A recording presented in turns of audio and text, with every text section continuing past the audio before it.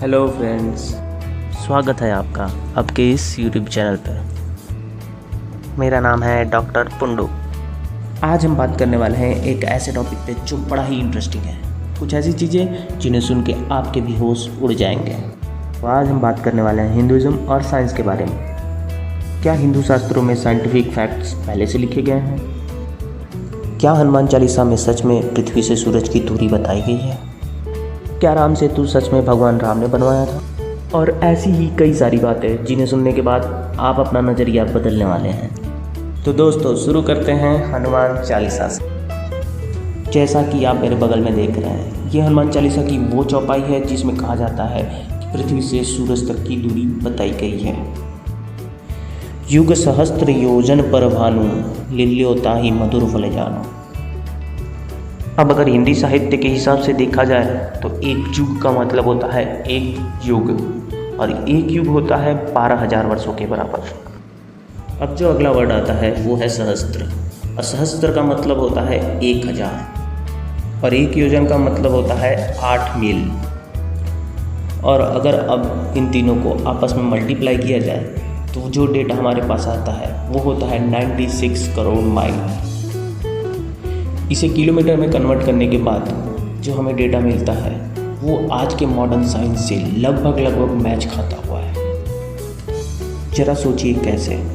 ये चौपाई महर्षि तुलसीदास जी द्वारा 16वीं शताब्दी में अवधी भाषा में लिखी गई थी, और अगर इस दावे को ठीक समझा जाए तो ये कई और नए सवालों को जन्म दे सकता है। आइए और अब समझते हैं राम सेतु के बारे में। क्या राम सेतु का निर्माण भगवान राम के द्वारा ही हुआ था?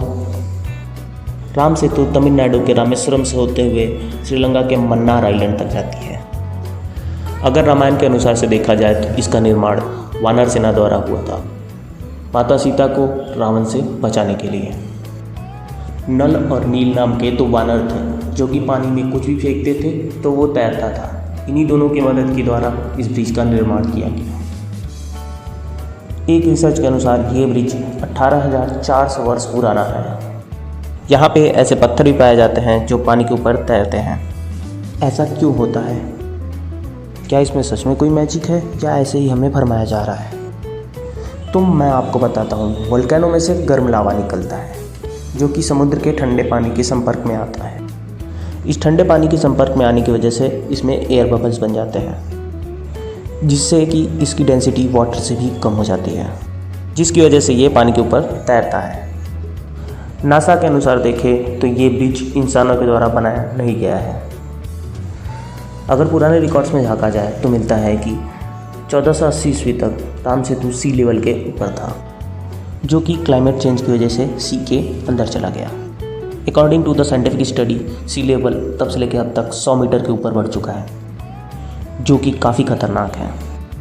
आपको बता दें कि इसे एडम ब्रिज भी कहा जाता है। इसे लेकर काफ़ी विवाद भी हुए हैं।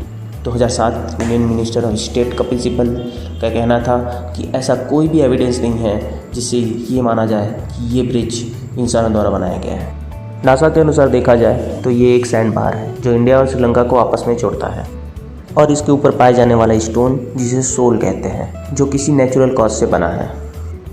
हालांकि बहुत सारे आर्कियोलॉजिकल सर्वेज हुए हैं जिनके अनुसार ये माना गया है कि वहाँ पे पाया जाने वाला सैंड बार वो तो नेचुरल है, लेकिन उसके ऊपर पाए जाने वाले स्टोन जो है वो नेचुरल नहीं है। उन्हें वहाँ पे ला के रखा गया है।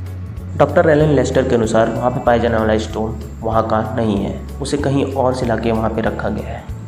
आर्कियोलॉजिकल सर्वेज के अनुसार ऊपर पाए जाने वाला पत्थर 7,000 वर्ष पुराना है, और उसके नीचे पाए जाने वाले सैंड बार केवल 4,000 वर्ष पुराने हैं। आर्कियोलॉजिकल सर्वे की बात हो रही तो मुझे एक और बात याद आई, द्वारिका की। जी हाँ, गॉड कृष्णा की नगरी द्वारिका, ये इंडिया के गुजरात स्टेट में है। मैं आपको आपकी जानकारी के लिए बता दूं कि आज का वर्तमान द्वारिका कृष्ण के द्वारा बसाया गया द्वारिका नहीं है। गॉड कृष्णा के द्वारा बसाया गया द्वारिका पानी में पूरी तरीके से डूब चुका है। कहा जाता है कि जब महाभारत का युद्ध खत्म हुआ उसके बाद भगवान कृष्ण कौरव की माता से मिलने उनके पास गए, जहाँ पे उन्होंने भगवान कृष्ण को ये कहते हुए श्राप दे दिया कि अगर आप चाहते तो ये सब रोक सकते थे, जैसे मेरे कुल का नाश हुआ है वैसे ही आपके कुल का भी विनाश हो जाएगा। मैं आपको बता दूं, द्वारिका को भगवान श्री कृष्ण ने खुद बसाया था अपने मामा कंस के वध के बाद। द्वारिका उस समय का सबसे एडवांस सिटी हुआ करता था। आज की रिसर्च के अनुसार द्वारिका उस समय 7 किलोमीटर एरिया में फैला हुआ था, जिसके सबूत आज भी मिलते हैं। कहा जाता है कि भगवान श्री कृष्ण के मृत्यु के बाद द्वारिका को पूरी तरह से नष्ट कर दिया गया था, जो कि बाद में सी लेवल बढ़ने के बाद पानी में पूरी तरह से डूब गया। आपको हिंदू शास्त्र की एक ऐसी कहानी बताता हूँ जो रिसेंटली खोजे गए एक साइंस के रिसर्च से बिल्कुल ही मैच खाती है। आप सभी ने बिग बैंग का नाम तो सुना ही होगा। मॉडर्न साइंस के अनुसार 13.8 बिलियन ईयर पहले एक एनर्जी ब्लास्ट हुआ, जिससे इस ब्रह्मांड की रचना हुई। ये एनर्जी ब्लास्ट लगभग शून्य के बराबर का था। अब हम आते हैं एंशिएंट हिंदू स्टोरी पे। हिंदुइज्म के अनुसार सबसे पहले गॉड शिवा का जन्म हुआ, और ये भी बिल्कुल वैसे ही हुआ जैसे बिग बैंग। जी हाँ, कहा जाता है कि शिव की उत्पत्ति हुई थी शून्य से, और उसके बाद ब्रह्मांड की रचना हुई। है ना चौंकाने वाली बात। और भी ऐसी कई सारी बातें हैं जिन्हें सुन के आप बिल्कुल चौंक जाएंगे। जैसे हिंदुइज्म में एक दूसरे को हाथ जोड़कर नमस्कार किया जाता है। दोनों हाथों को आपस में जोड़ने से हम अपने 5 उंगलियों को आपस में दबाते हैं, जो कि एक प्रेशर पॉइंट एक्टिवेट करता है, जो हमारे आँख, कान और दिमाग के लिए काफ़ी अच्छा होता है, जिससे कि हम सामने वाले व्यक्ति को जल्दी भूलते नहीं। आपने देखा होगा कि हिंदू महिलाएं अपने पैरों की उंगली में सिल्वर का रिंग पहनती हैं। सिल्वर रिंग उंगली में पहनने से यूट्रस का स्ट्रेंथ बढ़ता है, और इससे मेंस्ट्रुअल साइकिल भी रेगुलराइज रहता है। सिल्वर एक अच्छा कंडक्टर भी होता है, जो अर्थ के पोलर एनर्जी को एब्जॉर्व करके बॉडी तक पहुंचाता है। और भी ऐसी कई सारी बातें हैं जिन्हें अगर बताना चालू किया जाए तो पूरा दिन भी कम पड़े। रॉबर्ट जे ओपनहाइमर, जिन्हें एटम बम का जनक भी कहा जाता है, वो हिंदू शास्त्रों को काफ़ी फॉलो करते थे।